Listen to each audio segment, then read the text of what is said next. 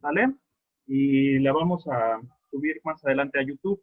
Pues vamos a, en este caso, a ver rápidamente lo que es la biosíntesis de hormonas, tanto proteicas como esteroideas. Recuerden muy bien que las hormonas, en términos generales, las dividimos en cuatro tipos, ¿no? En las proteicas, en las glucoproteicas, en las aminas, que pueden ser iodadas o pueden ser las catecolaminas y las hormonas esteroideas, ¿sale? Entonces, el programa en esta unidad nos pide que veamos cómo se biosintetiza cómo se biosintetizan las hormonas tanto proteicas como esteroideas. Para la biosíntesis de las aminas iodadas, como las hormonas tiroideas, sería importante verlo, pero nosotros lo vamos a manejar con mayor detalle ya en la unidad correspondiente a glándula tiroides. Entonces, el día de hoy nos vamos a centrar en la biosíntesis de hormonas, tanto proteicas como esteroideas, pero para esto previamente vamos a ver algo muy, muy sencillo sobre el tema de célula. Muy probablemente ustedes ya en algún momento en la preparatoria o inclusive ya en la carrera vieron este tema. Creo que si mal no recuerdo llevan un módulo de bioquímica y biología celular, entonces tenemos ya un poquito de noción sobre lo que corresponde a la célula. Entonces, si recordarán en la definición de glándula endocrina, la glándula endocrina está compuesto por un conjunto de células especializadas en la síntesis de hormonas. Entonces, nosotros a las glándulas endocrinas, al tenerlas compuestas por células, pues estas células especialmente van a desempeñar una función en específico, ¿no? Entonces, la célula se considera como la unidad estructural y funcional de los seres vivos, se considera como la mínima expresión de la vida, ¿sale? De todo ser vivo. Algunas células de algunos tejidos tienen capacidad de autorreproducirse y de autorregularse. Entonces, ¿cómo van a desempeñar estas funciones? Bueno, de entrada la célula es un sistema orgánico en sí, ¿sale? ¿Por qué se considera la célula un sistema? Pues porque está compuesto por un conjunto de elementos, en este caso los organelos, la membrana, el núcleo, este, forman parte de estos elementos que constituyen a la célula y que cada uno de estos va a desempeñar diversas funciones eh, dependiendo del tejido que estemos hablando. Entonces, toda célula o la gran mayoría de las células están compuestas por una membrana celular que protege y que aísla a la célula del medio externo, le sirve como un medio de protección y un medio de aislamiento. También la membrana celular, muchachos, aquí se van a encontrar, bueno, la membrana celular por definición está compuesta por una capa fosfolipídica y además va a tener proteínas integrales.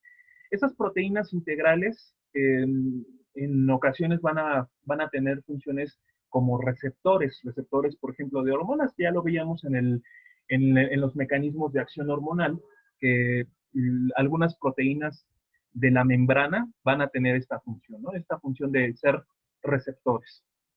También va a estar compuesta la célula por el citoplasma, por el núcleo, que aquí es donde se va a encontrar el material genético para realizar procesos de división celular o de mitosis, y también se van a llevar aquí a cabo procesos de síntesis proteica. Aquí se va a encontrar también el material genético para la síntesis de algunas proteínas que tengan importancia funcional. Por ejemplo, las hormonas proteicas, se sintetizan a partir de la información genómica que tenemos aquí en el núcleo. Entonces, el núcleo es algo así como la central de la célula, ¿no? Es el cerebro de la célula. Y también la célula va a estar constituida de algunos organelos.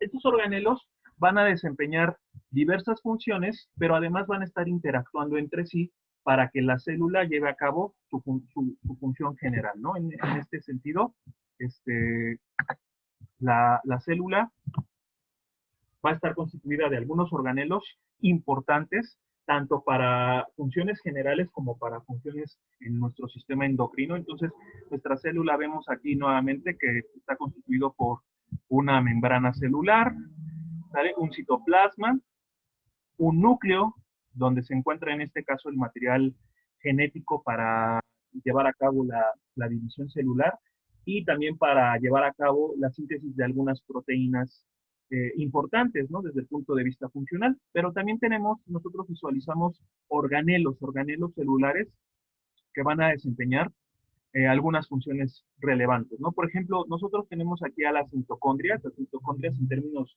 muy generales, tiene la función de producir energía, eh, participa en procesos metabólicos como el ciclo de Krebs, la beta oxidación para formar energía. También la cadena respiratoria y la fosforilación oxidativa cumplen con estas funciones.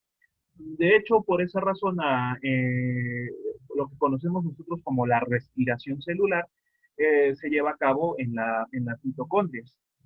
También nosotros tenemos dentro de los organelos, dentro de este grupo de organelos, tenemos al retículo endoplasmático liso de este lado, al retículo endoplasmático rugoso, el cual va a estar acompañado de ribosomas. Tenemos también un aparato de Golgi.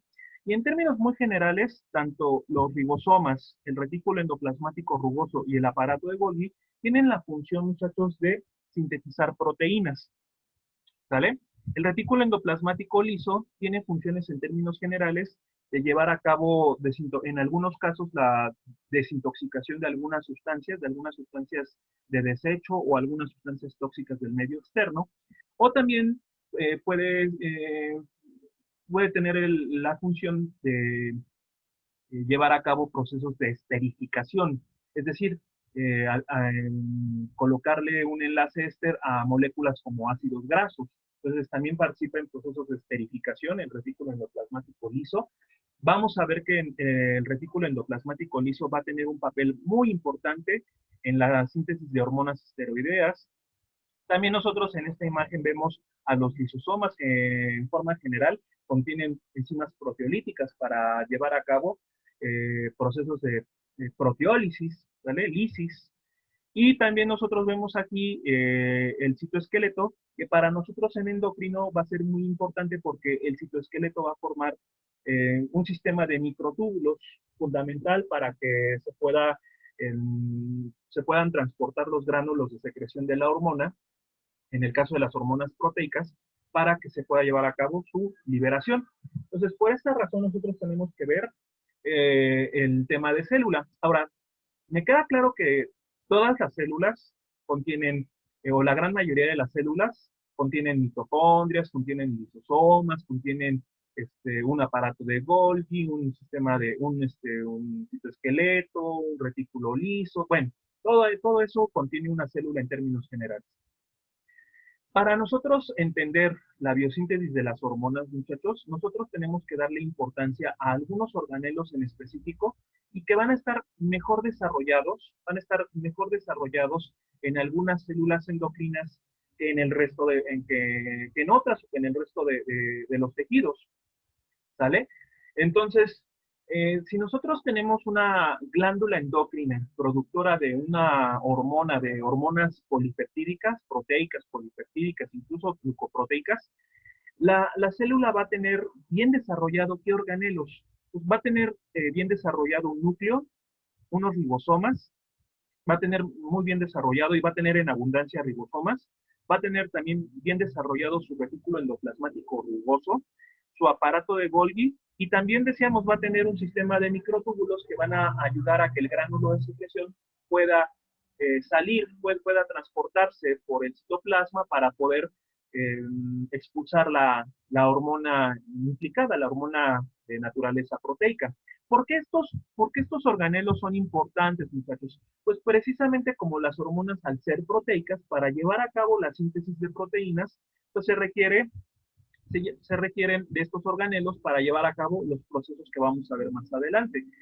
Me queda claro que una glándula endocrina productora de hormonas proteicas, pues también va a tener un retículo liso, va a tener unos lisosomas, va a tener mitocondrias para formar su ATP, pero eh, vamos a ver que estas células van a tener mejor desarrollados estos organelos para fines de la síntesis de esta hormona. ¿Se está trabando? ¿Sí me están escuchando? Sí, sí se escucha Sí, bien. está internet. Sí. ¿Sí? Bueno, ok. En el caso de las hormonas esteroideas, también vamos a tener algunas glándulas que van a producir hormonas lipídicas de naturaleza esteroidea, pero a diferencia de las que producen hormonas proteicas, van a tener otro tipo de organelos mejor desarrollados. Entonces, ¿qué vamos a ver en las células que produzcan hormonas esteroideas? Pues vamos a tener en el citoplasma unas gotitas de colesterol, gotitas de lípidos, ¿sale? Que van a estar en el citoplasma. Eso va a ser muy, muy característico de este tipo de células. Pero también vamos a ver que estas células van a tener bien desarrolladas sus mitocondrias y van a tener abundantes mitocondrias, no solamente para funciones de generación de energía, sino para el proceso de esteroidogénesis, y también va a tener muy bien desarrollado un retículo endoplasmático liso. ¿Qué quiere decir? Que las células productoras de hormonas esteroideas como el cortisol no significa que no tengan ribosomas, no significa que no tengan retículo endoplasmático rugoso, no significa que no tengan aparato de Golgi. Sí lo tienen, pero no lo tienen específicamente, la célula no lo tiene específicamente para la síntesis de las hormonas esteroides. ¿Sale? Entonces, vamos a tener mejor desarrollados unos organelos en un caso y otros organelos en otro caso. Aquí nosotros nos gusta mucho, al doctor Burgoya y a un servidor nos gusta mucho mencionar la analogía del ciclista. Entonces, nosotros pensaríamos, bueno, me queda claro que un ciclista es una persona, es un ser humano, que tiene una cabeza, unas manos, unos brazos, un tronco, un abdomen, unas extremidades inferiores, ¿no? Y tiene órganos internos. Pero, ¿qué va a tener mejor desarrollado un ciclista? ¿Qué se imaginan que pueda tener desarrollado? A ver, Monse Ramos, Las piernas, eso, ¿y cómo lo sabes?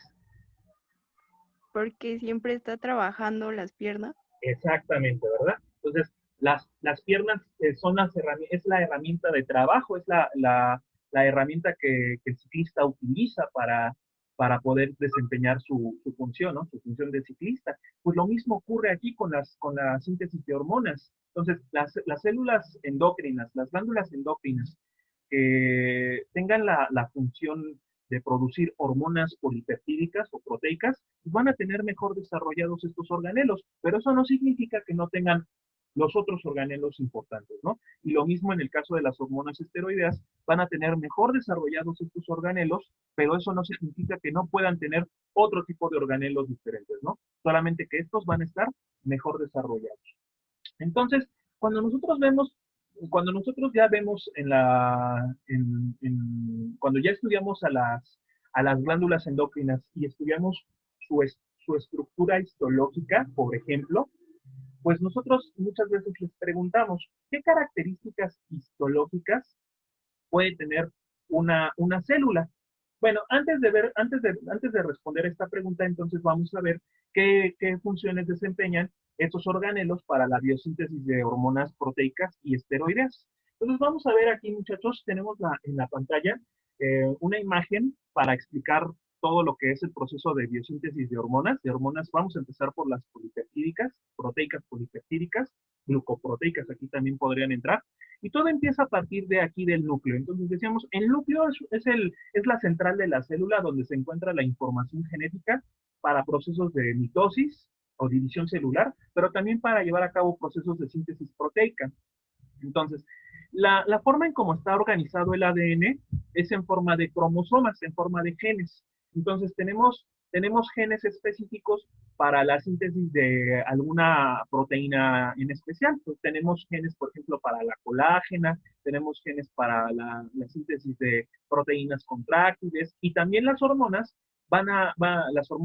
proteicas van a tener la información para su síntesis a través de estos cromosomas. Entonces, vamos a ver que las hormonas proteicas van a tener un gen específico donde se va a encontrar la información para la síntesis de esa hormona. Por ejemplo, si yo quisiera mencionarles a la insulina para su síntesis, la información va a encontrarse en el brazo corto del cromosoma 11. Ese es el gen específico de la insulina. Y así como tenemos un gen para la insulina, tenemos un gen para el glucagón, tenemos un gen para la somatostatina, tenemos un gen para la hormona de crecimiento, etcétera, ¿no? Para las que son proteicas, ¿no? Entonces, ¿qué es lo que va a ocurrir? Aquí en el núcleo se encuentra el ADN, donde se encuentra esta información, esta información genética en este cromosoma en específico, y lo que llega a pasar es que lo primero que ocurre es que el ADN se va a desdoblar, esa doble cadena se va a desdoblar y se va a copiar. En términos muy generales, va a ocurrir una especie como de fotocopiado de ese material genético, de esa información genética. ¿Cómo vamos a identificar esa fotocopia entre comillas? Ah, pues lo vamos a identificar en forma de ARN mensajero. Entonces, hay unas enzimas específicas que copian el material, copian la información del ADN una vez que se desdobla la cadena para formar ARN mensajero.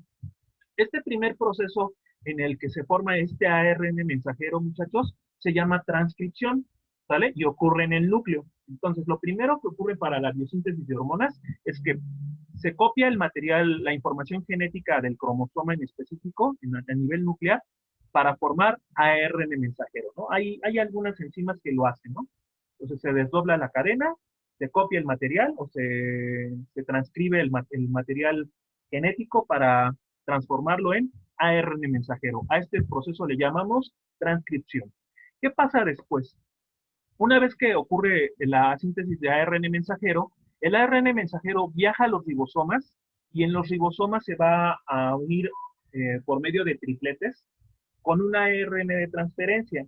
Esto va a ayudar, muchachos, para que tanto el ARN mensajero como el de transferencia realicen la traducción de esta información genética. ¿Para qué? Para ir formando el aminoácido y empezar a formar una cadena de aminoácidos a la cual le vamos a conocer como la preprohormona. Entonces, el ARN de mensajero en los ribosomas se une al ARN de transferencia para traducir la información, ¿sí? Yo ya tengo aquí la información copiada, ahora lo que voy a hacer es traducirla. Y la forma en cómo la voy a traducir es a través de la síntesis de aminoácidos, uniéndolos entre sí para formar una cadena a la que yo le voy a conocer como la preprohormona.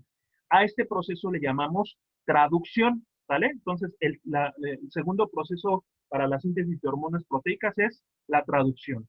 Después, ¿qué ocurre? La preprohormona, una vez que ya se formó, este va a ser nuestro primer precursor hormonal.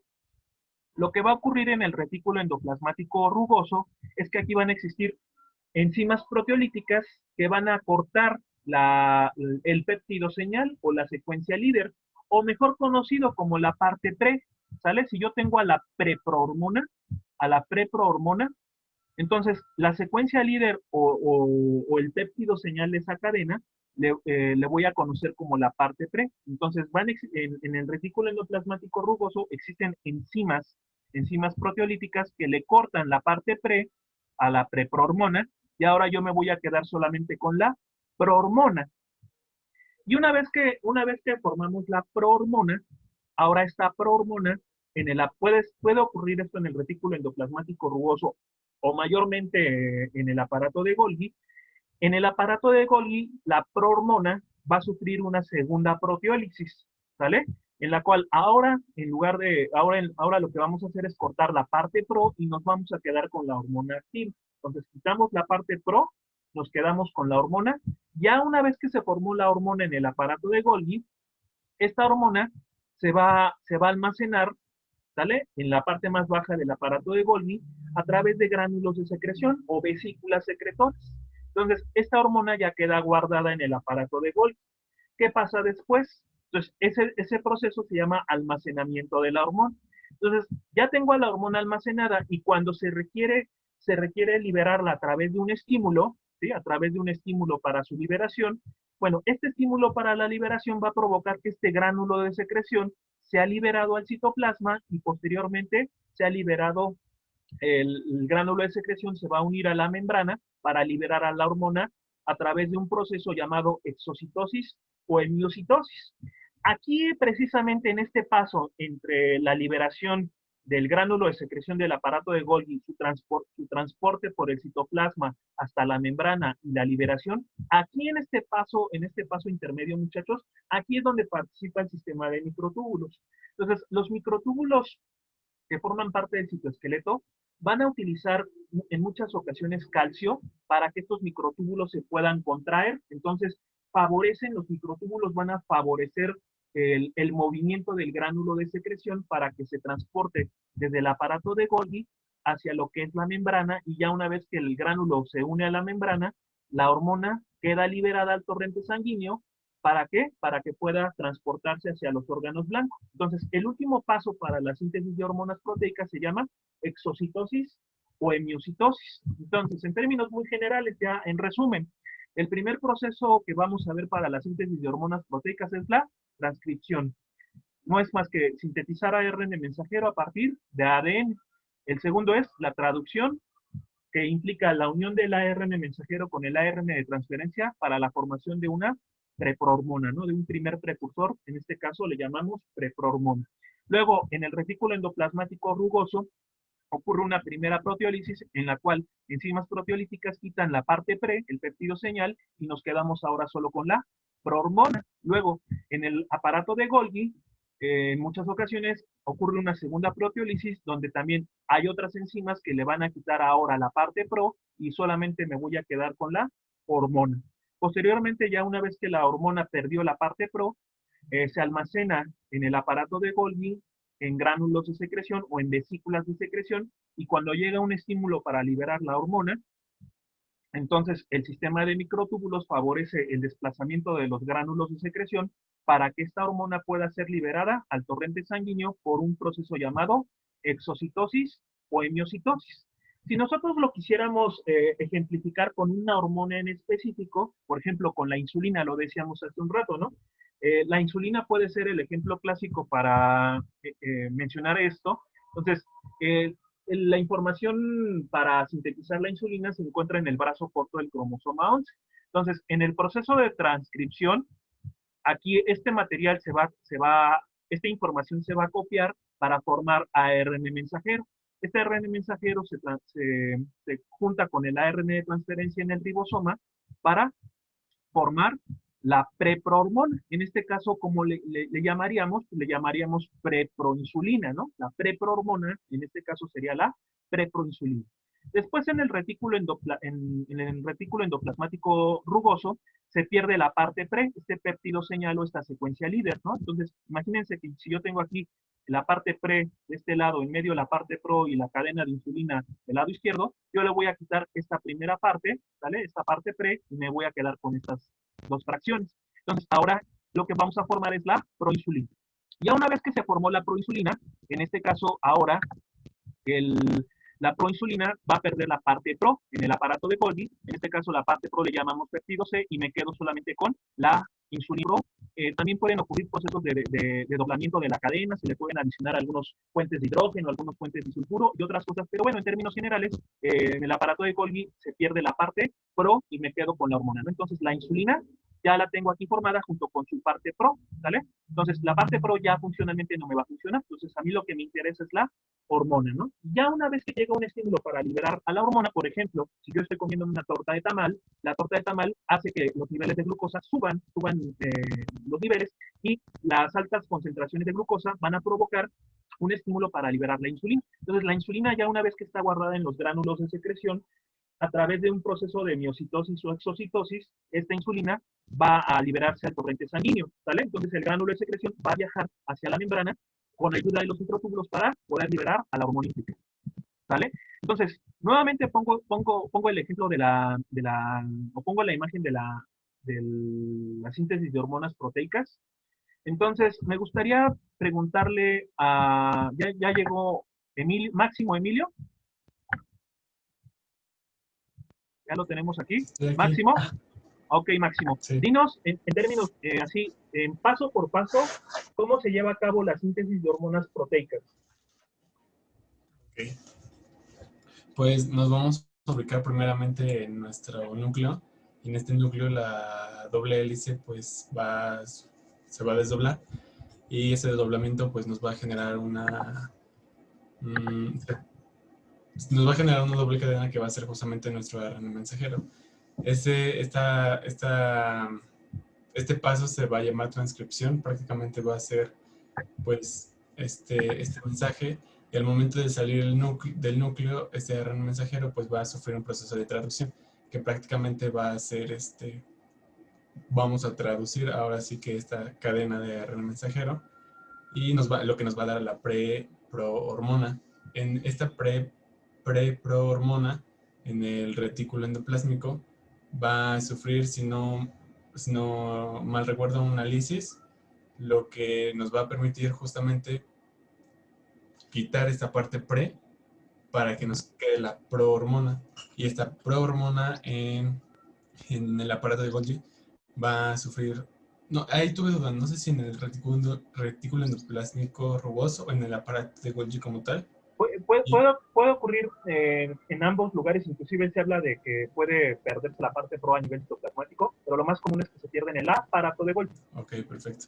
Entonces, esta parte pro en el aparato de Golgi mediante una proteólisis nos va a dejar únicamente a nuestra hormona y al momento de que un estímulo llega a nuestra célula, pues mediante un proceso de exocitosis o miocitosis, creo que había mencionado también, no sé si es miocitosis. Hemiocitosis. Hemiocitosis. Ajá. Hemiocitosis, lo vamos a poner ahorita en la pantalla. Gracias. Bueno, mediante un proceso de exocitosis o endocitosis se van a liberar nuestros gránulos de la hormona. Ok. No sé si hay alguna otra cosa. Bueno, ok, sí, en términos generales, pues es lo que lo que nos comenta Emilio, pues es la forma en cómo se sintetizan las hormonas, ¿no? Sí, lo dijiste en términos generales bien, ¿vale? A lo mejor ahí como que todavía estás dudando un poco, pero bueno, eso es de a poco en poco, ¿no? Fíjense muy bien entonces ahora, muchachos, volviendo a la pregunta que mencionamos para ya integrar la parte de célula. Elisa Velázquez, fíjate muy bien, si yo te preguntara, Elisa, dinos 7 características histológicas de una célula beta del páncreas. Es un tema que todavía no hemos visto, todavía la histología del páncreas no la vemos, pero si yo les preguntara a algunos de ustedes, por ejemplo a Elisa, le preguntara, dinos 7 características histológicas de una célula beta, ¿qué nos podrías decir, Elisa?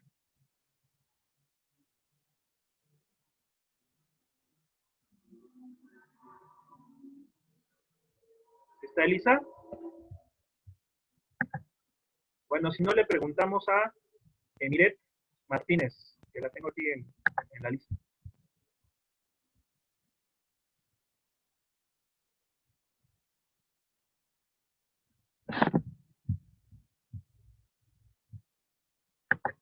¿Qué pasó, muchachos? Doc, ¿yo puedo responder? ¿Sí? ¿Tu nombre? Pues, Sí. ¿Tu nombre cuál es? es Adrián Beristain Cruz. Ah, Adrián. A ver, Adrián, dinos entonces. Dinos 7 Pues, características de una célula beta. yo creo que podríamos encontrar unos ribosomas, pues, en grande cantidad, o sea, va a haber muchos ribosomas y bien desarrollados, al igual que el retículo endoplasmático. Nuestro retículo endoplasmático va a estar bien desarrollado. Por lo mismo de que hablábamos de ese, pues, bueno, eso al final. Igual un aparato de Golgi, igual muy bien desarrollado, igual que los microtúbulos y un núcleo igual prominente. Esto porque, pues, como lo habíamos mencionado con la analogía del ciclista, pues estas células van a estar en constante uso de estos organelos para estar sintetizando, en este caso, la insulina. Muy bien. La célula beta del páncreas es una célula productora de una hormona llamada insulina. Entonces, la insulina es una hormona proteica, ¿verdad? Entra dentro del grupo de las proteicas. Perfecto. Entonces, al ser una hormona proteica, para sintetizarse, pues se necesita de un núcleo bien desarrollado, se necesitan de abundantes ribosomas, se necesita de un retículo endoplasmático rugoso bien desarrollado, de un aparato de Golgi igualmente bien desarrollado, de un sistema de microtúbulos que le van a permitir a los gránulos de secreción expulsarse al torrente sanguíneo, ¿verdad? Por exocitosis o hemiocitosis. Y entonces, como bien decía Adrián, todos estos organelos deben de estar muy bien desarrollados. Por supuesto que también histológicamente a la célula beta nosotros vamos a encontrarle gránulos de secreción muy probablemente los veamos en el aparato de Golgi, ¿no? Entonces microscópicamente los podemos ver. Muy bien, Adrián, muy bien. Entonces tú sí si lograste integrar esa información con la parte de la biosíntesis. Pero además, Adrián, ¿qué otras características adicionales le podrías agregar a esta célula si es una glándula endocrina? Pues que esta va a estar formada por un conjunto de células que van a estar altamente especializadas. Bueno, Va a estar... estamos hablando solo de una célula, ¿no? De la célula beta, pero la célula beta se considera una glándula endocrina, ¿no? O sea, bueno, obviamente forma parte de ese páncreas, que es un conjunto de células especializadas, pero acuérdate, ¿qué características debe tener una glándula endocrina? Son 3.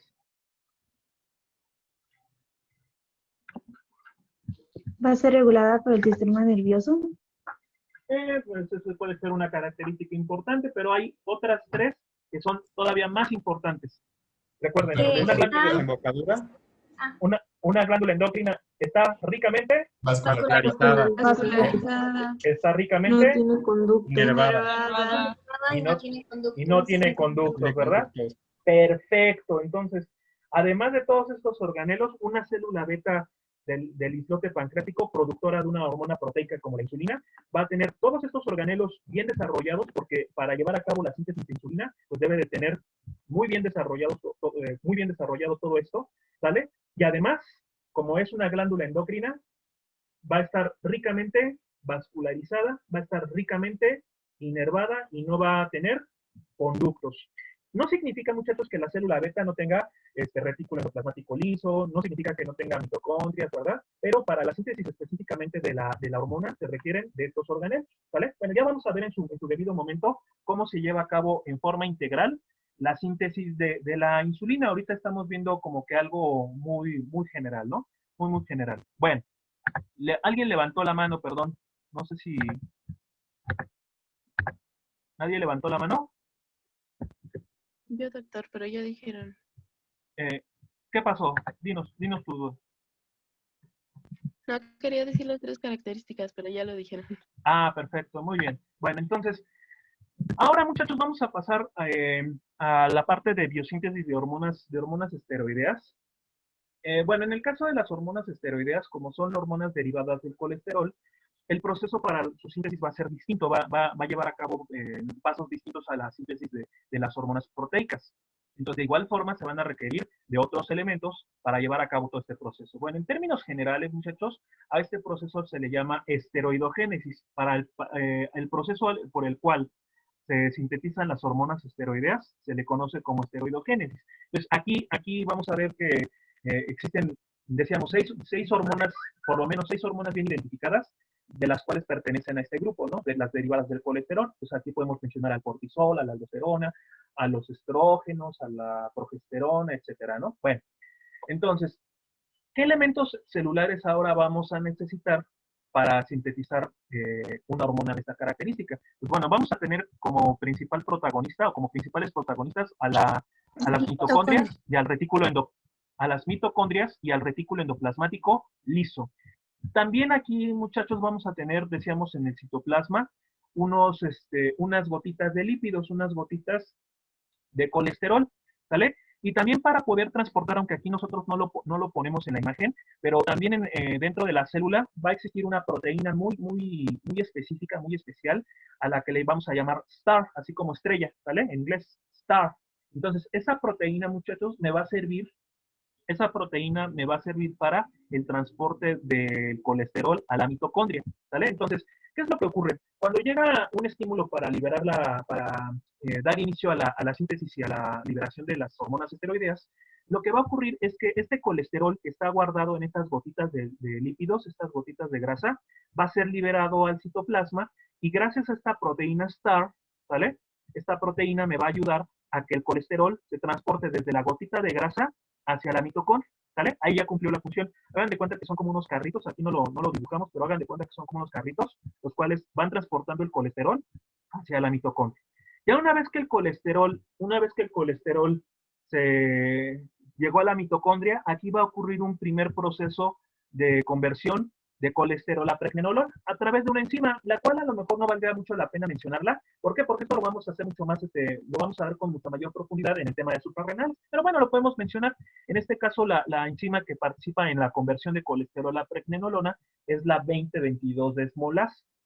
Bueno, entonces la 20-22 desmolasa transforma el colesterol en pregnenolona, esto en la mitocondria.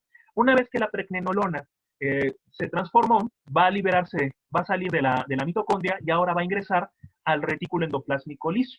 Entonces, cuando llega al retículo endoplasmático liso, aquí ocurre una segunda, ocurren una serie de procesos enzimáticos de hidroxilación y de deshidrogenación para ir transformando a la molécula, vean, en progesterona, en 17-alfa hidroxiprogesterona, ¿sale? Si hablamos en particular del cortisol, claro está, ¿no? Porque si hablamos de aldosterona o si habláramos de andrógenos, serían otros procesos diferentes.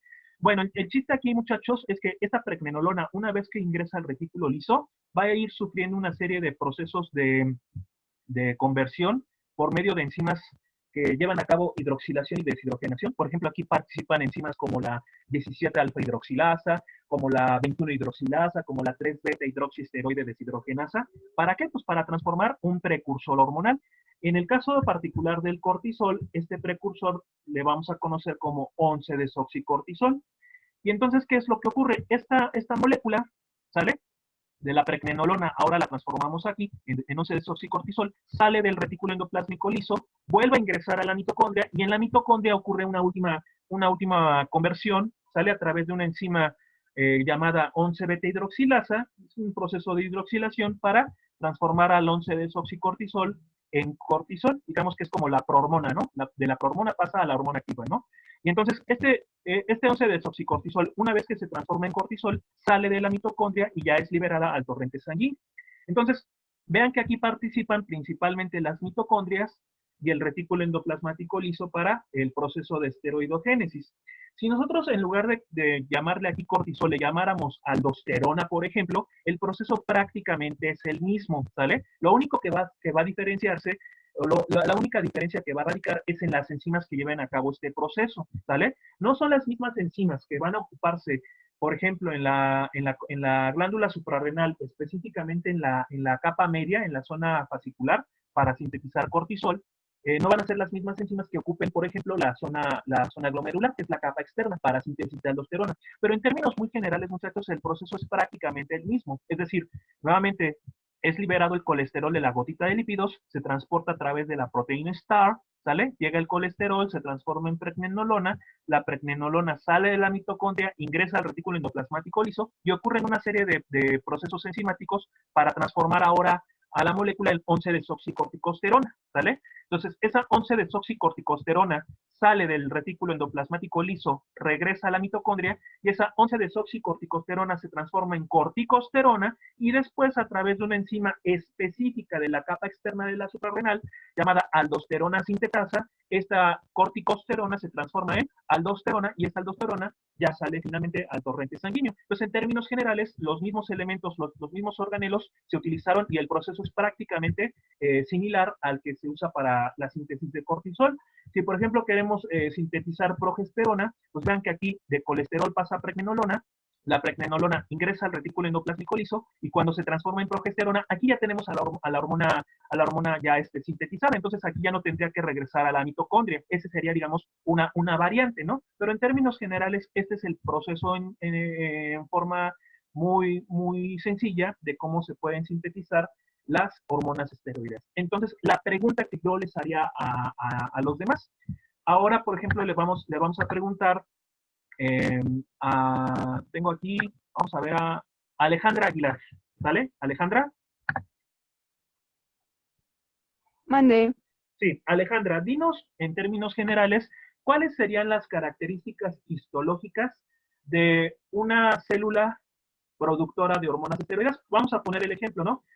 Si tenemos aquí en la pantalla el cortisol, esta célula muy probablemente es, o mejor dicho, esta célula debe de ser una célula de la capa media de la corteza suprarrenal, ¿no? De la zona fascicular. Entonces, dinos qué características histológicas podría tener una célula suprarrenal productora de cortisol.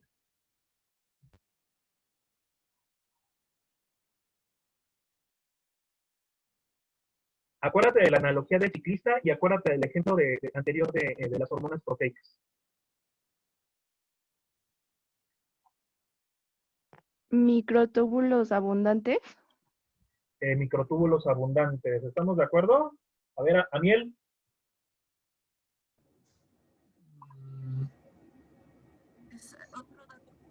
¿Qué podría tener una célula? Estas células van a generar hormonas esteroideas a partir del colesterol.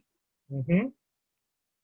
Entonces, ¿qué características histológicas podría tener una célula suprarrenal productora de cortisol? Serían las mitocondrias más desarrolladas, el retículo endoplasmático liso y las gotitas de lípidos. Ajá, ok, perfecto. Entonces, ¿qué debe tener una célula de estas características? Debe tener gotitas de grasa, gotitas de colesterol en el citoplasma, ¿no? Debe tener abundantes mitocondrias. Debe tener un retículo endoplasmático liso bien desarrollado, ¿verdad? Debe de expresarse en el citoplasma una proteína llamada STAR, ¿no? Y si es una glándula endocrina, ¿qué otras 3 características debe tener? Altamente vascularizada. Muy vascularizada. No posee conductos. Eso, ¿verdad? Debe estar ricamente vascularizada, ricamente inervada y no posee conductos. Así de simple y así de sencillo. Vean. ¿Sale? Entonces, ya ustedes, sin haber visto el tema de células beta del páncreas o sin haber visto el tema de glándula suprarrenal, ustedes ya por pura deducción, por pura deducción al saber de que esas células producen hormonas proteicas o hormonas esteroideas, ustedes ya tienen una idea, ya en forma muy fija, de qué características pueden tener histológicamente algunas células u otras, ¿vale? Entonces ya dijeron, las células que producen esteroides pues deben de tener ciertas características, ¿no? Gotitas de lípidos, abundantes mitocondrias, retículo endoplástico liso bien desarrollado, tener una proteína llamada STAR, y además, si es una glándula endocrina, debe ser ricamente vascularizada, ricamente inervada y no poseer conductos, ¿vale? Lo mismo ocurriría con las hormonas con las células que producen hormonas proteicas, ¿no? Que ya lo veíamos en el ejemplo anterior.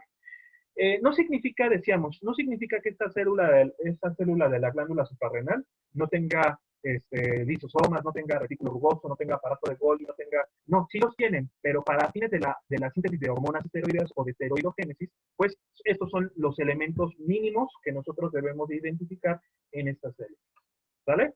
¿Cómo ven? Está sencillo, ¿no? ¿Dudas hasta aquí, doctor Burgo? ¿Algo que comentar? No, me parece muy bien. Aquí, creo que lo más sobresaliente y lo que tienen que considerar es que esta parte de formar una preprohormona o sintetizar una hormona esteroidea es lo que dictamina al final del día que las células encargadas de hacer este tipo de síntesis presenten estos organelos muy desarrollados, ¿no? Como bien dijiste, no quiere decir que carezcan de los otros, pero son los que más ocupan por el trabajo que desempeñan. Entonces, bueno, quedó muy claro, no creo que haya ninguna duda. Sí, ¿hay alguna duda, muchachos, que tengan? Pónganlo en el chat o levanten su mano. A ver, dice Andrea. Yo nada más quería aclarar si entonces la proteína STAR es la que se encarga de transportar el colesterol hacia la mitocondria, ¿o estoy mal? ¿Sí? Sí. Nada más era eso. Gracias. Sí, haz de cuenta que aquí hay como unos, nosotros siempre en pizarrón lo representamos como unos carritos que están aquí transportando todo lo que es el colesterol de las gotitas hacia lo que es la mitocondria. Sí, entonces esa proteína te sirve para transporte de colesterol. Ok, sí, gracias. Esta es exclusiva. Ok, muy bien. Doctor, mi compañero, ¿cuándo tiene problemas? Ok. Bueno, los que tengan ahorita, mire, los que tengan problemas con la conexión, recuerden que esta sesión también se graba, entonces si tienen algún problema de conexión o algo, sí es importante que estén presentes, pero si ya tienen algún problema de conexión o algo, recuerden que la clase, la sesión se graba, ¿vale? Para que la puedan volver a repasar. Yo en un rato la subo al YouTube en la tarde y denme un poquito de tiempo para poderlo hacer. Y ya con esto podríamos nuevamente volver a retomar el conocimiento. Bueno, no sé si hay algo más que comentar. Creo que ahora nos falta. Me quedó una duda. ¿Qué pasó? Entonces la proteína STAR queda en la membrana o solamente se queda fuera entra en la mitocondria o se queda en la membrana de la mitocondria. No, esta está en el citoplasma y una vez que transporta el colesterol ingresa por la membrana mitocondrial, pero la proteína ahí se queda en la membrana, no ingresa. Ah, ok. ¿Sí? Está bien. Solo era eso. Gracias. Ahora, sí. ¿Alguien más? No hay ningún problema. Y yo. STAR se utiliza solamente para el colesterol, es decir, cambia con otro tipo de proteínas esteroideas, o es el mismo para todas. No, es básicamente, es para la síntesis de todas las hormonas. Lo que pasa es que, la proteína STAR es la que básicamente transporta lo que es el colesterol que da inicio a la esteroidogénesis. Entonces, en todas las células que produzcan hormonas esteroideas, va a estar presente esta proteína. Fíjense qué tan importante y aparentemente no es tan importante, pero sí lo es. Y tan es así que ustedes han estado preguntando sobre esta proteína, que imagínense que esta proteína tan aparentemente insignificante no estuviera presente en esta síntesis. ¿Se podría llevar a cabo la síntesis de hormonas como el cortisol? No. No, ¿verdad? ¿Por qué? Porque es la que va simplemente a transportarme el colesterol hacia la mitocondria. Si yo no tengo esta proteína que me esté ayudando a transportar el colesterol para llevar a cabo todo este proceso, pues con el simple hecho de no tener esta proteína, ya no tengo toda esta síntesis. Entonces, fíjense muy bien qué tan interesante es. Por esa simple falta de proteína, podría yo tener una deficiencia de cortisol. Y esto podría ser conveniente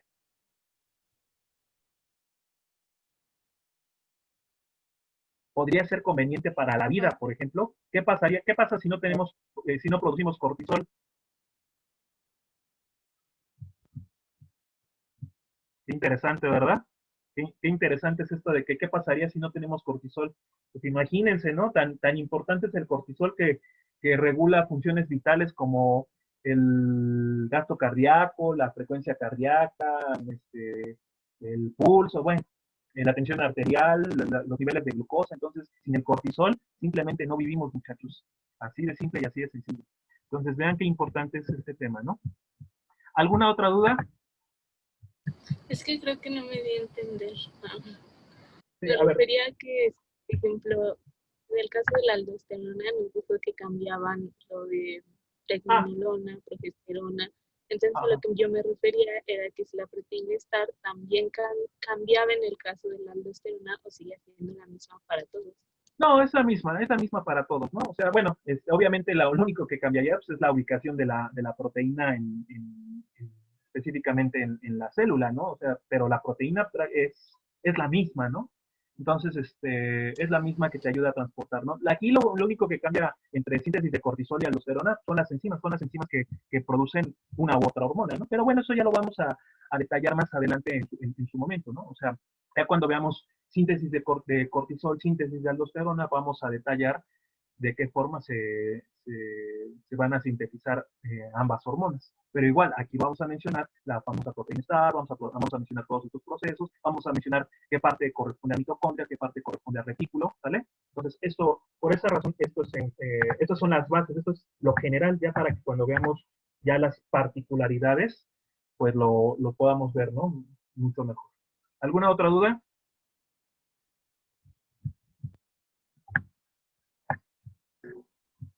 ¿No?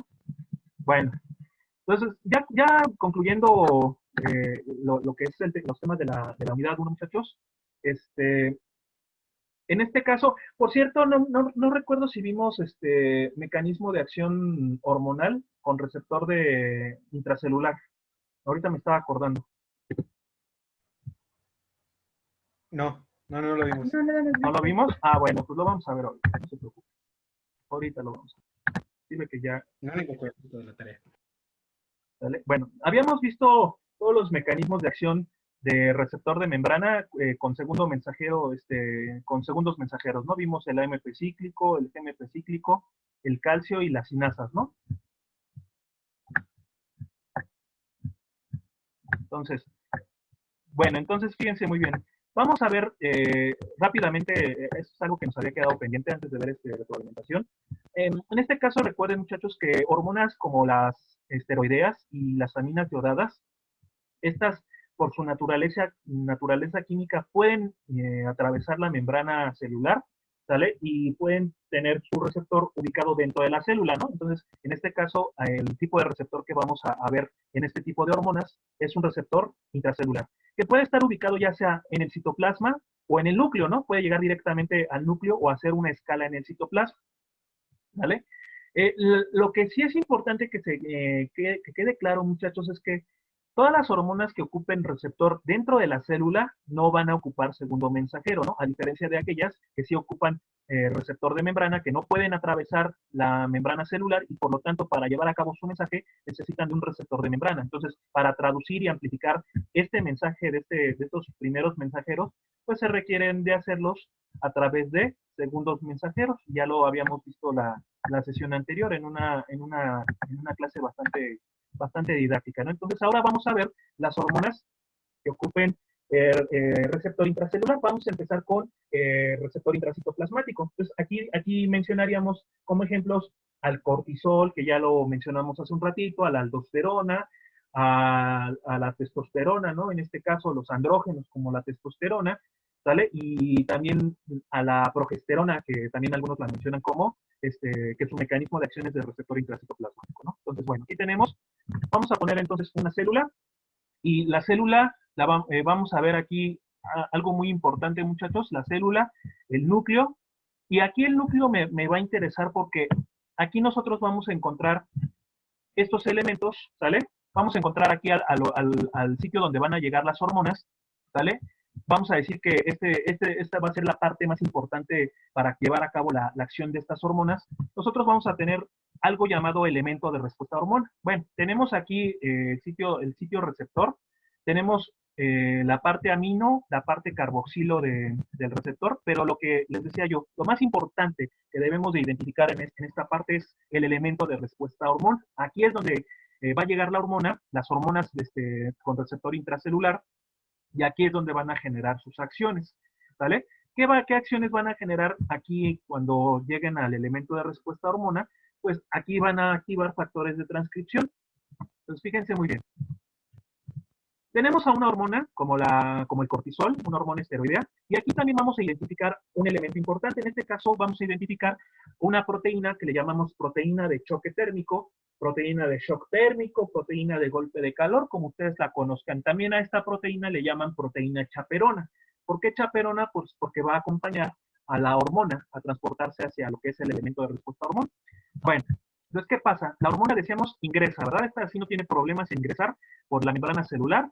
Se junta con la proteína de choque térmico, y la proteína de choque térmico la va a transportar a la hormona hacia el interior del núcleo.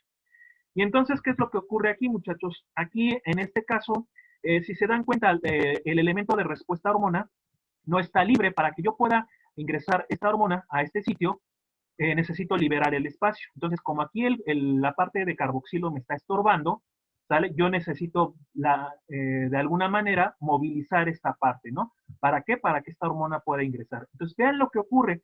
¿Qué es lo que va a hacer la proteína de choque térmico? Va a llegar a esta parte carboxilo, ¿y qué va a ocurrir? Pues precisamente esto, ¿no? A través de un efecto físico o de un golpe de calor, va a movilizar esta parte. Y entonces, al poderla movilizar, la hormona ya queda libre el espacio. ¿Para qué? Para que se pueda alojar.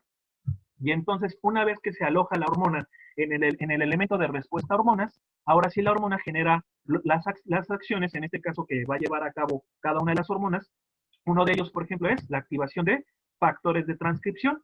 ¿Para qué? Para llevar a cabo lo que decíamos, ¿no? El efecto hormonal deseado. ¿Vale? Esto con respecto al mecanismo de acción de receptor intracelular intracitoplasmático. En el caso de hormonas que ocupen receptor intranuclear, como es el caso principalmente de las hormonas tiroideas, T3 y T4, y también decíamos que aquí entrarían los estrógenos, la vitamina D, ¿vale?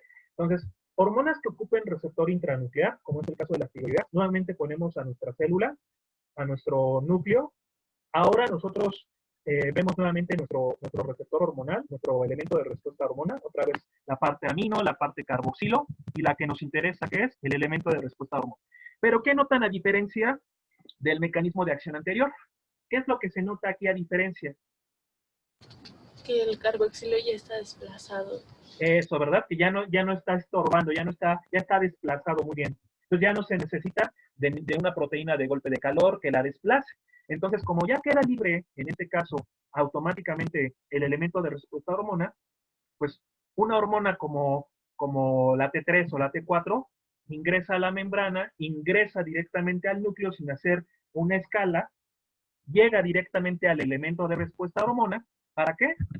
Para generar esta acción hormonal, ¿no? Que parte de esas acciones, decíamos, es activar factores de transcripción, ¿sí? Actuar como activadores de la transcripción. ¿Para qué? Para llevar a cabo, finalmente, el efecto de la hormona. Así de simple y así de sencillo. Entonces, eran los dos mecanismos de acción que nos hacían falta, pero los vimos realmente, los vemos en forma muy, muy sencilla, muy, muy general, para que ya con esto cerremos el tema de mecanismo de acción hormonal. De este tema, ¿alguna duda? Sí, en los otros mecanismos habíamos visto formas en que el efecto se detenía. En estos dos mecanismos ocurre lo mismo. O sea, aparte. Ajá. Sí, bueno. Alguno del. Sí, te escucho. Alguno de los efectos termina por, digamos, detener ahora sí de que, no sé, a lo mejor sacar la hormona del receptor. Sí, acuérdate que una característica de un receptor hormonal es que su unión es reversible, ¿no? O sea, la hormona no se queda ahí, no se queda en el receptor por siempre y para siempre, ¿no? Sino llega un momento en el que la hormona, la unión de la hormona y el receptor se pierde, ¿no? La hormona se desplaza ya de este sitio. Ya una vez que se desplaza esa hormona de este sitio, ya no genera los efectos, ¿no? Entonces, de alguna manera, eso sería la forma en cómo se inhibiría el proceso, ¿no? Entonces, bueno, ahí cuando ya lo lean un poquito más a detalle, van a ver que también existen algunos factores coactivadores y correpresores que también ayudan mucho a que se mantengan estas acciones en equilibrio, ¿no? Que sea una forma de inhibición. ¿Alguna otra duda?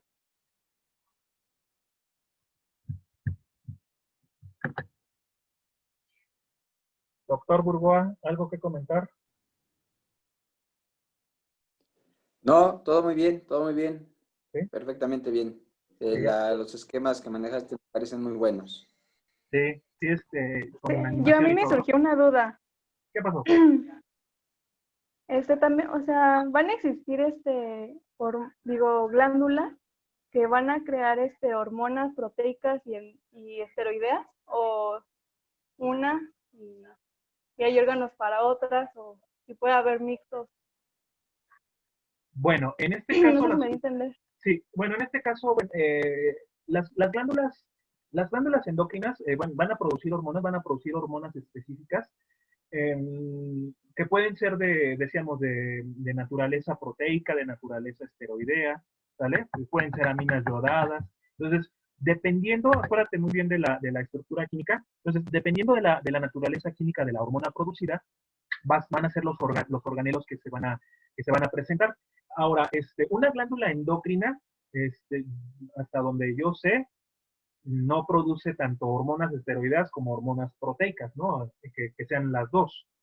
Esto, bueno, yo no he escuchado que ocurra, ¿no? Puedes tener a lo mejor una glándula que produzca por una parte esteroides, pero bueno, vas a tener unas células específicas para producir esteroides y vas a tener otro tipo de células que produzcan específicamente hormonas proteicas, ¿no? Entonces, ejemplos de hormonas, de glándulas que produzcan hormonas proteicas, pues ya decíamos, ¿no? La el páncreas que produce insulina, que produce glucagón, que produce somatostatina, polipéptido pancreático, ¿no? No sé, el hipotálamo y la hipófisis, que también producen hormonas polipeptídicas, también es ya otro ejemplo, ¿sale? Y ejemplos de glándulas que produzcan hormonas esteroideas, pues tenemos a las suprarrenales, tenemos a las gónadas, ¿sale? Entonces, si es una glándula productora de una hormona esteroidea, pues va a tener esas características, ¿no? Esas características particulares. Si es una hormona que produzca, si es una glándula que produzca hormonas proteicas, va a tener otras características también específicas. No sé si me estoy dando a entender. Sí. ¿Sí? Yo creo que uno de los ejemplos más claros, precisamente son las redes, disculpen el ruido, muchachos. En la zona de la corteza se divide, la parte de la corteza se divide en zona glomerular, fascicular y reticular. Y aquí se producen hormonas esteroideas. Y más abajo viene la médula, donde se van a producir las catecolaminas. Y aquí son de otra naturaleza, ya no son esteroideas, pero están bien diferenciadas, bien separadas unas de otras.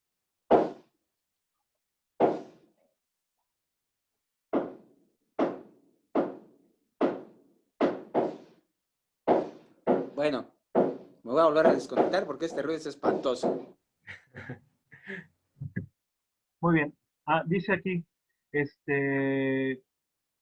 a ver, tenemos levantada la mano de Monse, y también tenemos levantada la mano de Andrea. A ver, Monse, ¿qué nos puedes decir? ¿Qué duda tienes? Yo también tengo una duda de si una hormona puede tener dos diferentes segundos mensajeros. Sí, eso puede ocurrir, sí, efectivamente, porque, bueno, el segundo mensajero va a depender del órgano blanco en donde actúe. Por ejemplo, te voy a poner un ejemplo muy sencillo. La hormona antidiurética, que tiene efectos tanto vasoconstrictores como efectos antidiuréticos, ¿no? Para retener agua en el riñón. Entonces, cuando tú quieres llevar a cabo efectos de vasoconstricción, ¿sí? La antidiurética o vasopresina, por esa razón también se le llama vasopresina, pues para generar esa contracción muscular del vaso sanguíneo, va a utilizar calcio inositoles. Pero si tú quieres, por otro lado, con esa misma hormona, actuar ahora en otro órgano blanco diferente, como en el caso del riñón, del túbulo colector o del túbulo contorneado distal, para que tú puedas retener agua necesitas acuaporinas, necesitas activar unas proteínas llamadas acuaporinas, las cuales te van a favorecer este efecto. Pero para que tú puedas activar esas acuaporinas y retener agua, tú necesitas activar al AMP cíclico, ¿vale? Entonces, la antidiurética es un ejemplo de que pueden existir hormonas que tengan uno o más segundos mensajeros, dependiendo de qué, del órgano blanco. Ok, sí, muchas gracias. Justamente mi duda era de la vasopresina porque en la tarea viene eso y encontré que tenía dos mensajeros, segundos mensajeros, y tenía por eso la duda. Gracias. Sí, de hecho, nada más aquí tener en cuenta que cuando en el caso de la vasopresina se utiliza AMP cíclico para el efecto de la antidiuresis, siempre va a ser ese. Y para el efecto vasoconstrictivo de las arteriolas se utiliza calcio. Aunque tiene 2 segundos mensajeros, cada mensajero es específico para determinada función. No querría decir que para retener agua también puedes usar el calcio como segundo mensajero. No, eso es para la vasoconstricción. Para retener agua será AMP cíclico. O sea, aclarando esa condición. No que puede usar cualquiera de los dos. Sí, estoy de acuerdo exactamente, sí. Sí, sí, no significa que, pues puedo utilizar 2 o más mensajeros, pues tanto en vaso sanguíneo como en el riñón puedo utilizar AMP cíclico y calcio, me da igual, ¿no? O sea, cualquiera de los dos me sirve. No, esto va a depender del órgano diana, del órgano blanco que estemos del cual estemos hablando, ¿no? Ya decíamos el ejemplo, ¿no? Si queremos para efectos vasoconstrictores, utilizamos calcio. Si queremos la hormona para efectos antidiuréticos, para efectos anti-chis, como diría el doctor, entonces sería el AMP cíclico, ¿no? ¿Alguna otra duda?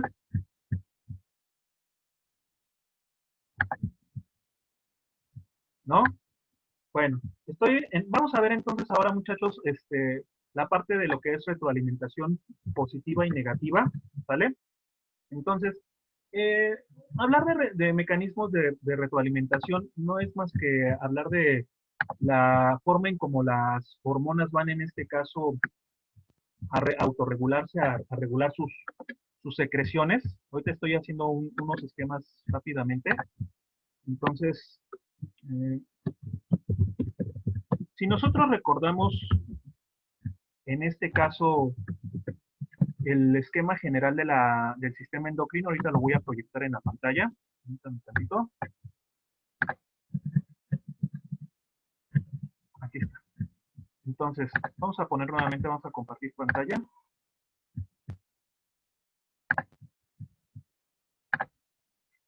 Entonces, si ustedes recordarán este esquema que pusimos en la primera sesión, nosotros recordaremos que tenemos una glándula endocrina que representa al arco, ¿sale? Y el arquero en este caso también. Tenemos a la flecha que representa la hormona. Tenemos a los tipos de comunicación celular, que es la forma en cómo la hormona va a viajar desde la glándula hacia el órgano blanco. Tenemos al órgano blanco y al receptor hormonal específico, que es el sitio donde va a hacer donde va a llegar la hormona y va a desempeñar sus acciones a través de un mecanismo de acción hormonal que ya los vimos en parte de la sesión anterior y en parte en esta. ¿Para qué? Para llevar a cabo una respuesta hormonal. Entonces, la acción hormonal o la respuesta hormonal que se genere a través de este mecanismo de acción va a generar que aquí la glándula endocrina o el estímulo inicial se retroalimente ya sea de forma negativa o de forma positiva, ¿sale? Entonces, ¿a qué nos referimos con retroalimentarlo negativamente? Que esta respuesta hormonal actúe sobre la glándula inicial para disminuir la secreción, para no estar secretando todo el tiempo hormonas. Y retroalimentación positiva sería totalmente lo contrario, es decir, que esta acción hormonal genere en la glándula inicial que se secrete más hormona, ¿sale? Entonces, lo que puse aquí en el último esquema, aquí, entonces, nosotros tenemos a la glándula, perdón, nosotros tenemos a la glándula inicial que produce una hormona,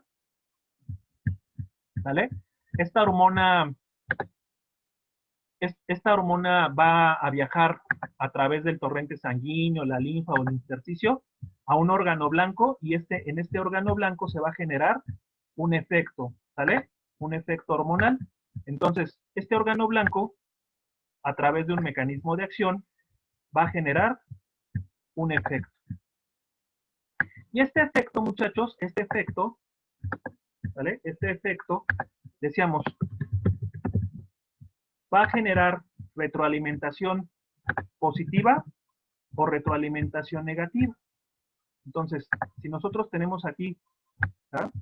Si nosotros aquí tenemos, ¿no? al efecto hormonal, obviamente el efecto que vamos a tener va a ser importante y aquí en este caso, si yo lo que le digo a la hormona es ya no producir más hormona porque yo ya tengo suficiente efecto, a esto nosotros le vamos a conocer como retroalimentación negativa. Vamos a poner un ejemplo clásico. Si yo tengo, por ejemplo, aquí al páncreas, cuya hormona que va a producir es la insulina, para llegar a un órgano blanco, no sé, el hígado se me ocurre, ¿sale? Y el efecto de la insulina va a ser disminuir las concentraciones de glucosa, porque las concentraciones altas fueron las que me generaron el estímulo para liberar insulina. Bueno, pues una vez de que la insulina actúa sobre el hígado para meter todo el azúcar a las células y disminuir las concentraciones plasmáticas de glucosa. Entonces, esta disminución en las concentraciones séricas de glucosa van a generar que el páncreas, que la célula beta del páncreas, ya no esté produciendo más insulina. ¿Por qué? Porque si yo sigo produciendo insulina, lo que va a ocurrir es que el exceso de insulina ahora va a llevar a cabo el efecto contrario. Si yo tengo concentraciones altas de azúcar, ahora las voy a tener bajas. Y a eso le llamamos hipoglucemia. Entonces, eso no nos conviene. ¿Vale? Entonces, la retroalimentación negativa es el proceso en el que el efecto hormonal disminuye la producción inicial de la glándula, ¿sale? Entonces, tiene efectos inhibitorios sobre la glándula inicial, ¿sale? Entonces, este es el ejemplo de retroalimentación negativa. Otro ejemplo que también podríamos mencionar con retroalimentación negativa y que siempre, o que casi siempre nosotros lo mencionamos en el módulo, es con respecto a los ejes hipotálamo-hipófisis, tiroides, eje hipotálamo-hipófisis, hormona de crecimiento, eje hipotálamo-hipófisis suprarrenales, etcétera, ¿no? Ahorita lo vamos nuevamente a ejemplificar, ¿no? Entonces, si nosotros mencionamos que tenemos a una glándula, ¿vale? A una glándula endocrina, productora de una hormona, en la cual va a viajar por el torrente sanguíneo a un órgano blanco y va a generar un efecto, pero ahora por el contrario, el efecto va a estimular la producción de más hormona. A esto nosotros le conocemos como retroalimentación positiva. El ejemplo clásico que nosotros mencionamos aquí de retroalimentación positiva es el del trabajo de parto, ¿sale? El del trabajo de parto. Entonces, nosotros tenemos a la glándula inicial, en este caso el hipotálamo, ¿sí? Las células magnocelulares del hipotálamo, de la zona supraóptica, de los núcleos supraóptico y paraventricular del hipotálamo, los cuales van a producir una hormona como la oxitocina, ¿vale? Entonces, la oxitocina viaja a través de las neuronas y a través del torrente sanguíneo hacia el órgano blanco. ¿Cuál sería el órgano blanco? El útero. Si estamos hablando del trabajo de parto, el útero es el órgano blanco. ¿Cuál va a ser el efecto de la oxitocina sobre el músculo lisouterino? La contracción del útero, ¿para qué? Para empezar a expulsar el producto. Pero como una contracción no es suficiente, una vez que ocurre esa contracción uterina, este efecto va a provocar que se produzcan más, que va a retroalimentar positivamente a la glándula. ¿Para qué?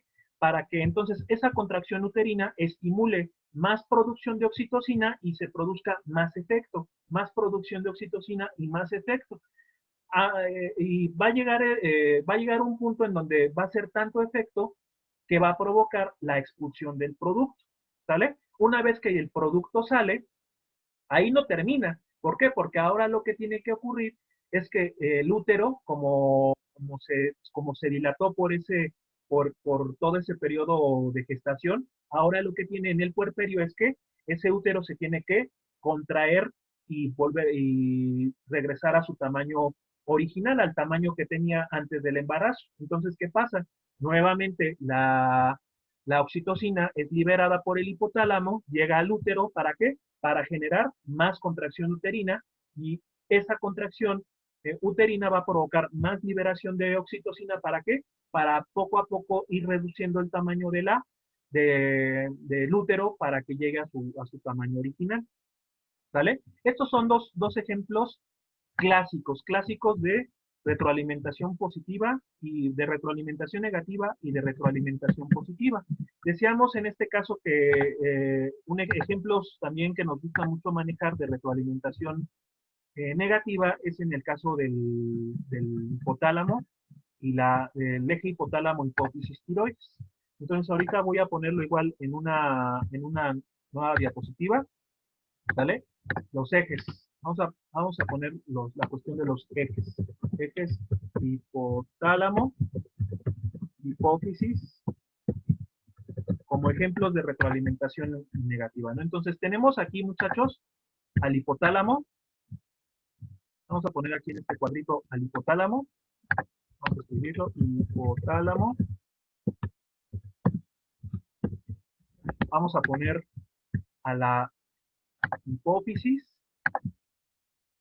¿Vale? Vamos a poner aquí a la hipófisis. Y vamos a poner, se me ocurre, a la glándula tiroides, ¿no? A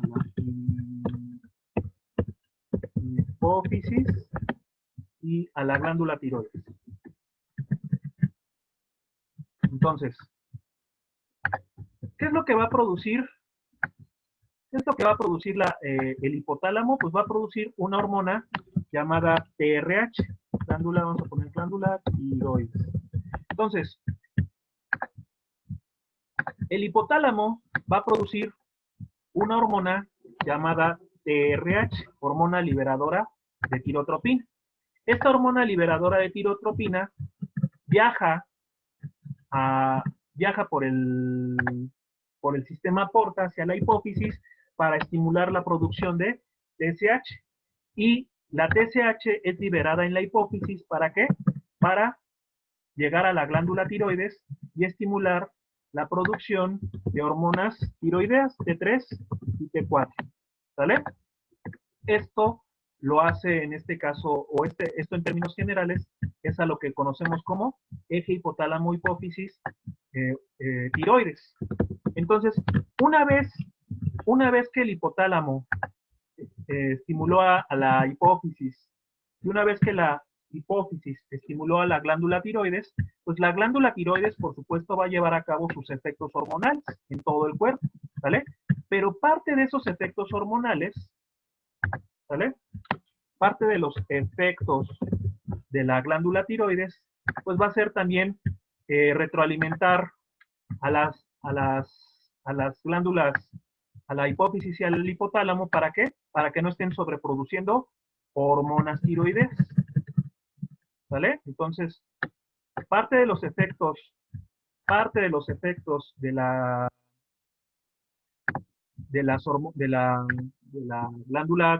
glándula tiroides, ¿vale? Es retroalimentar negativamente tanto a hipotálamo como a la glándula hipófisis.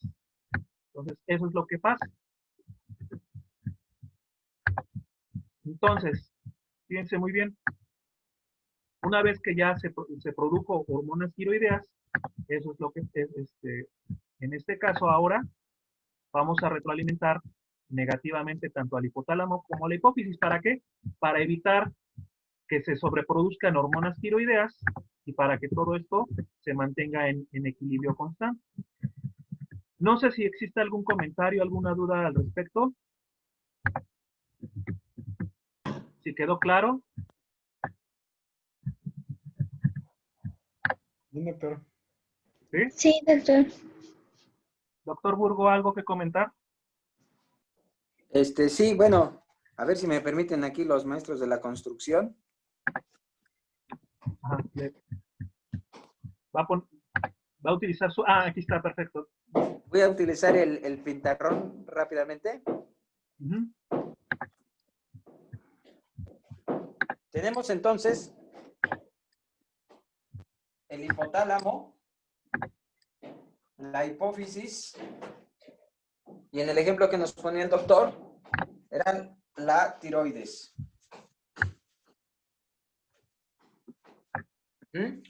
Y nos decía que aquí se producían hormonas. Para este eje tenemos la TRH.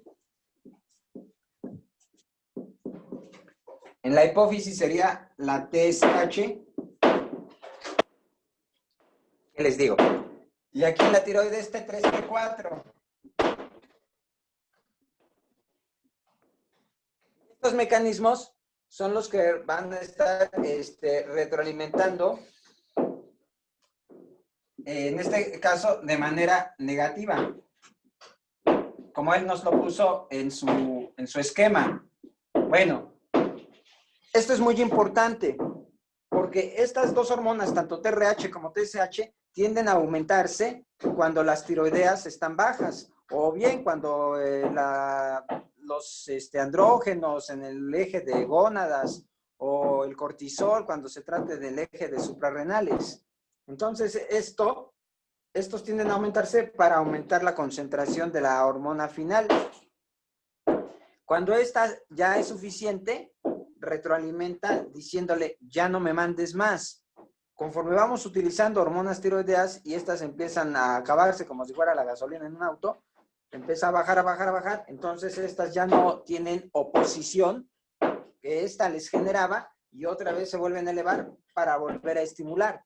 De tal suerte que la TRH hipotalámica estimula la TSH oficiaria y esta a su vez la T3-T4, completando así el eje.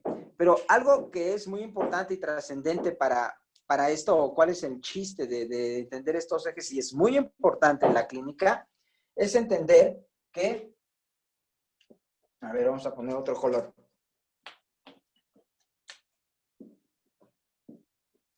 Esta de abajo siempre va a ser la glándula primaria. Esta siempre va a ser la glándula secundaria y esta sería la glándula terciaria. ¿Por qué es importante esto? Porque si yo tengo un problema de hiper o hiposecreción, insisto, siguiendo con este mismo ejemplo, yo puedo tener hipertiroidismo primario, secundario o terciario. O a la inversa, ¿no? Hipotiroidismo primario, secundario o terciario. Lo cual quiere decir, el que sea primario, secundario o terciario, quiere decir en dónde tengo el problema. ¿Sí me explico? Es decir, si tengo un hipertiroidismo primario, tengo exceso de hormonas tiroideas, porque estoy diciendo que es hipertiroidismo, pero porque aquí hay un problema primario. A lo mejor aquí hay un tumor, hay una enfermedad autoinmunitaria de hipersecreción. Si tengo un hipertiroidismo secundario, nuevamente, la concentración de hormonas tiroideas es alta, pero el problema no es de la tiroides, porque estoy diciendo que es secundario.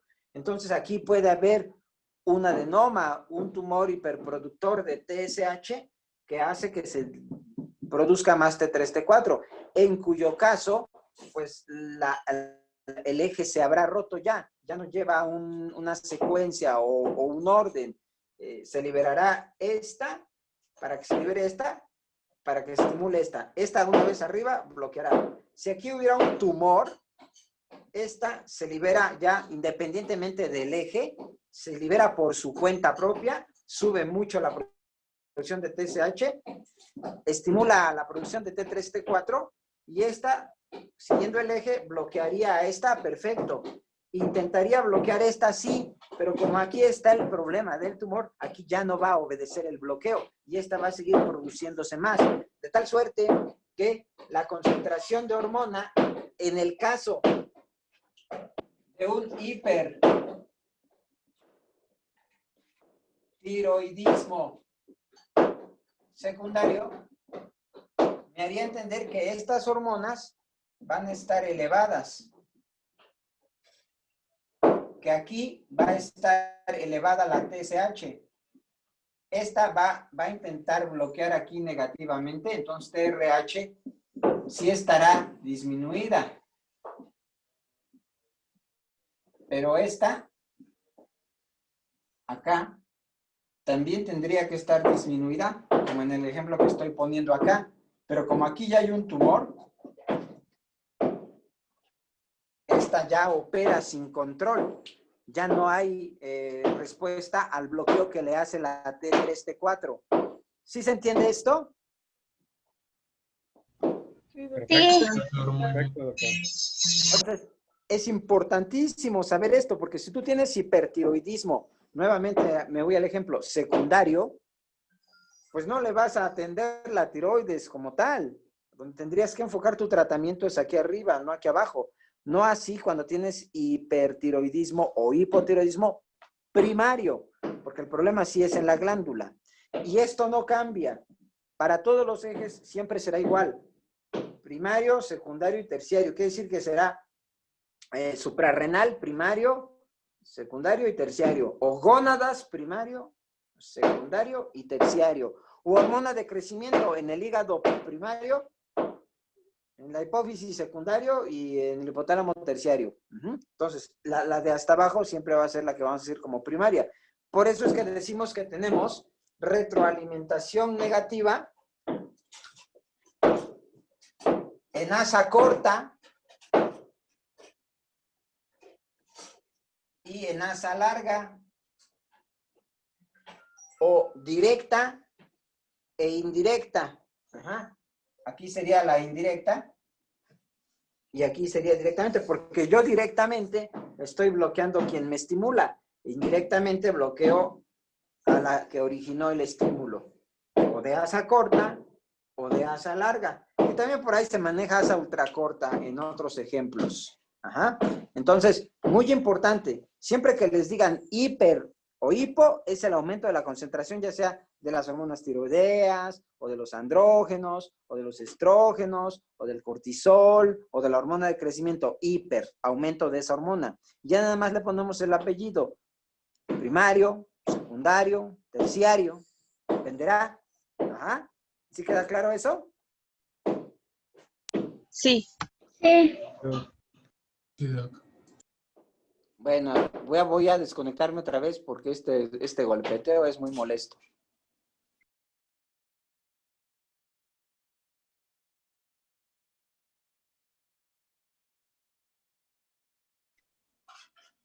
¿Alguien tiene alguna pregunta, alguna duda? No, doctor, todo bien. Ok, doctor Campos, si quieres continuar, no hay problema.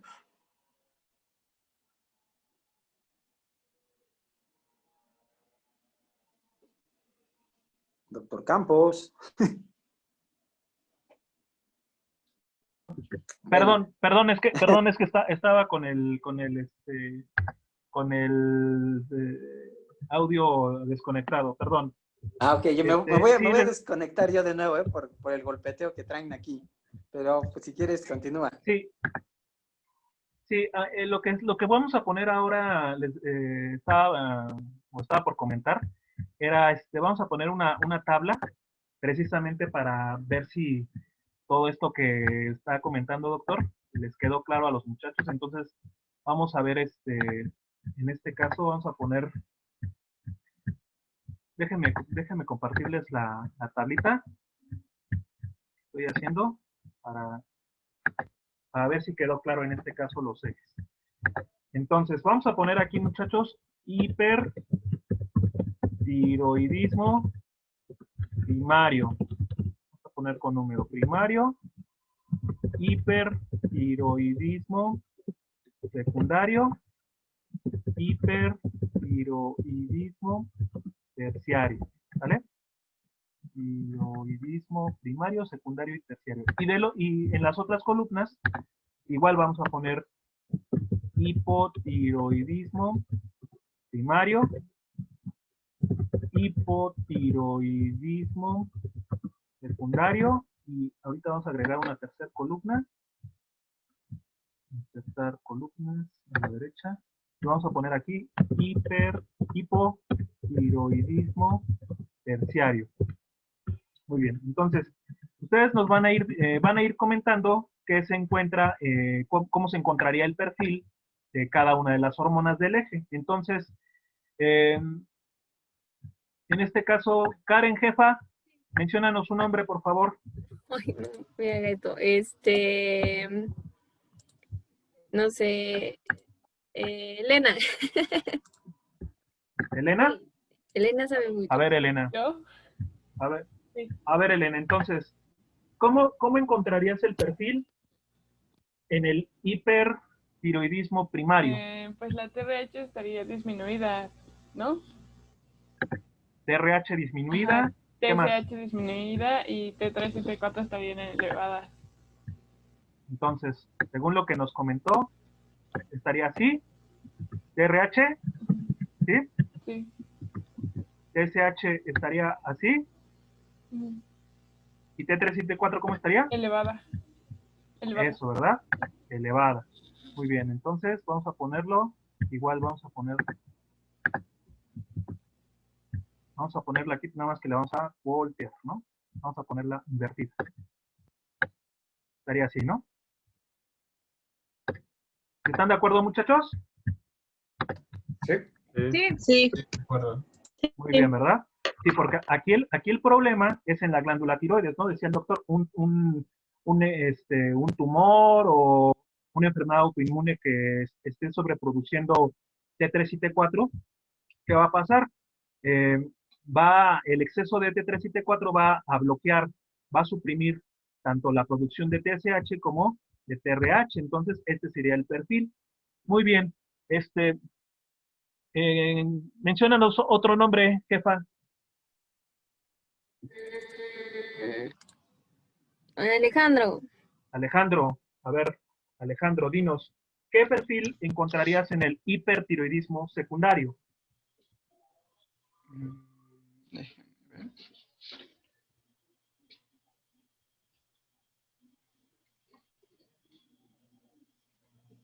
En el hipertiroidismo secundario. Creo que T3 y T4 estarían elevadas. Eso, ¿verdad? Acuérdate que la palabra hipertiroidismo, que está ¿vale? elevado. Significa, o el hecho de decir hipertiroidismo significa que T3 y T4 están altas, ¿no? Pero aquí el detalle es ver si el problema está en la glándula primaria, en la secundaria o en la terciaria. Entonces, si estamos hablando de hipertiroidismo secundario, ya tienes T3 y T4 altas. ¿Y cómo estarían TRH y TSH? Creo que TRH estaría abajo y TSH estaría elevado. TRH baja y TSH alta. Elevada. Muy bien.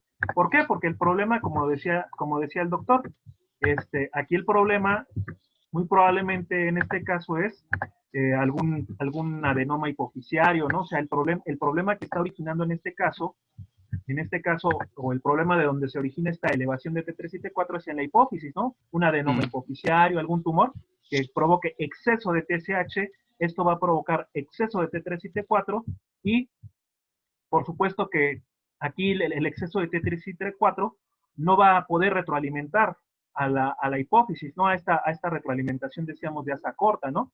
Entonces, TSH no va a obedecer, va a seguir elevado, pero donde sí se va a suprimir es aquí, ¿no? En el hipotálamo. Entonces, TRH va a estar bajo o suprimido por completo, ¿no? Entonces, la que decía el doctor de asa corta va desde glándula tiroides a hipófisis, ¿no? O desde la glándula primaria a la secundaria, la de asa larga de la glándula primaria a la terciaria, y hay una de asa ultra corta que va desde hipófisis a hipotálamo. Muy bien, así es como encontraríamos en este caso el perfil. Ya para finalizar, a ver, Karen, menciónanos otro nombre.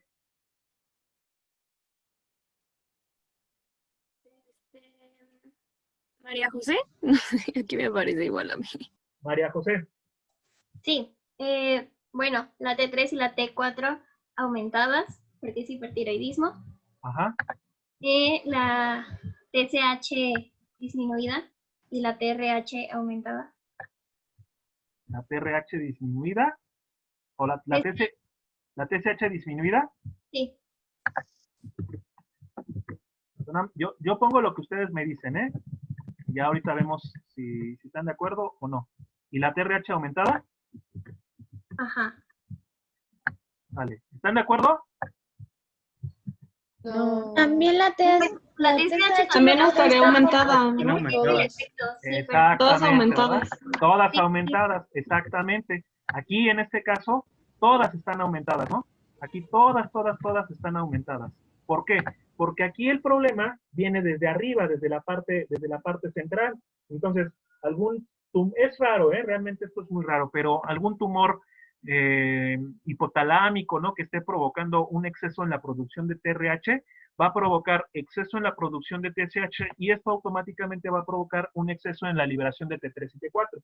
Y T3 y T4, como tanto TRH como TSH se están sobreestimulando, T3 y T4 no va a lograr retroalimentar negativamente, se va a romper este tipo de retroalimentación, por lo tanto, aquí, tanto TRH como TSH van a estar aumentadas junto con T3 y T4, ¿no? Fíjense muy bien, muchachos, vamos a poner aquí algo para que no se les olvide también, en parte para que lo tengan un poquito en cuenta. Cuando hablamos, por ejemplo, de hiper o hipotiroidismo primario o secundario, muchachos, siempre recuérdenlo muy bien. Siempre recuerden esta parte. T3 y T4 va a ser inversamente proporcional a la concentración de TRH y TSH, ¿vale? Entonces, cuando hablamos de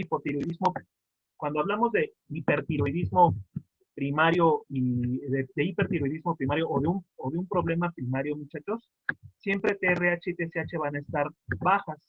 En cambio, T3 y T4 van a estar altas. Esto cuando hablamos de un problema primario, ¿vale? T3 y T4, ¿vale? T4, ¿vale? Entonces, cuando hablamos de hipertiroidismo primario, de un problema primario, ¿sale? T3 y T4 van a estar altas, pero TRH y TSH van a estar bajas. Si nosotros habláramos ahora de un problema de hipotiroidismo, sería totalmente lo contrario. Entonces ahora T3 y T4 estarían bajas y TRH y TSH estarían elevadas, ¿vale? Porque ahora volviendo a este esquema, si nosotros tenemos un problema de la tiroides, ¿no? Que ya no esté sobreproduciendo por un ataque autoinmunitario, ¿no? Donde T3 y T4, donde la glándula tiroides ya no pueda producir esta hormona, ¿vale? T3 y T4 ya no se va a producir. Y entonces, uno de los efectos de las hormonas tiroideas es retroalimentar al eje. Entonces, ¿qué va a pasar? Al no haber hormona, al no haber suficiente hormona para retroalimentar al eje, TSH ya no va a recibir esa señal de retroalimentación negativa, ni TRH. Entonces, ¿qué va a pasar? TSH poco a poco va a empezar a elevarse, van a empezar a elevar sus concentraciones. Entonces, en el caso del hipotiroidismo primario, ¿sale? Yo tengo T3 y T4 bajas, pero ¿cómo estarían TRH y TSH? ¿Estarían? Aumentadas. Aumentadas, exactamente, ¿verdad? Aumentadas. Así es, muchachos, ¿vale? Bueno, para la parte de hipotiroidismo secundario y terciario, muchachos, ustedes lo van a hacer a mano, ¿sale? Van a hacer una tablita, van a hacer esta misma tablita a mano, ¿sale? Y van a completar hipotiroidismo secundario e hipotiroidismo terciario. Y esa actividad que van a hacer a mano, muchachos, le van a sacar fotografía y la van a subir, en este caso, al chat, al del WhatsApp, para que ya completemos, en este caso, la actividad del día de hoy. ¿Vale? Entonces, esta parte se les quedaría a ustedes pendiente. Muy bien. Doctor, ¿algo que comentar? No, bueno, que trabajen más con estos ejemplos porque pues, sí son muy importantes en la clínica y bueno, que también les quede claro lo de la retroalimentación positiva, que es mucho más sencillo. La mayoría de los procesos en sistema endocrino se rigen por retroalimentación negativa, por eso es tan importante entender muy bien esta parte.